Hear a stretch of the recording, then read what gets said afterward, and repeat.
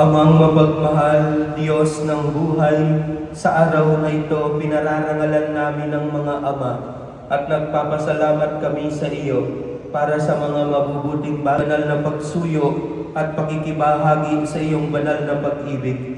Sa lamin ng iyong banal na pangangalaga, ang patuloy nilang pagmamalasakit para sa pangangailangan at kapakanan ng pamilya. Kaya't pinupuri ka namin, Ama, sa pagpaparangal namin sa kanila. Pagkalooban mo sila sa araw na ito at basbasan ng iyong katatagan at banal na kapangyarihan upang patuloy silang maging sagisag mo. Sila naway tulungan ng kanilang mga anak sa kanilang banal na katungkulan bilang magulang sa pagpapakita ng paggalang at ng taos-pusong pagmamahal sa kanila.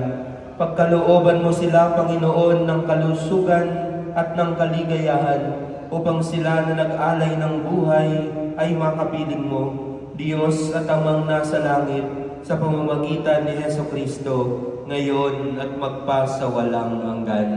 Amen.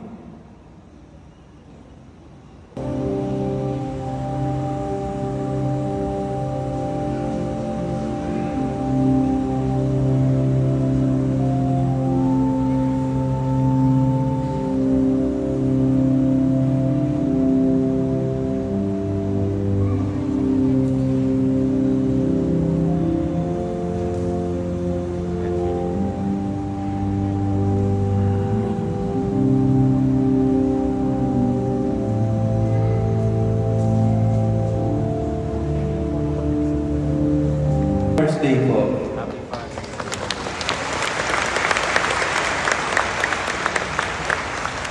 Sumainyo ang Panginoon. At sumayo. Pagpalain kayo at ang inyong buong pamilya ng ating makapangyarihang Diyos, Ama at Anak at Espiritu Santo. Amen. Naialay na ang banal na misa. Mahal tayong lahat ng Diyos. Huwag kang mangamba. Humayo kayong mapayapa at masaya.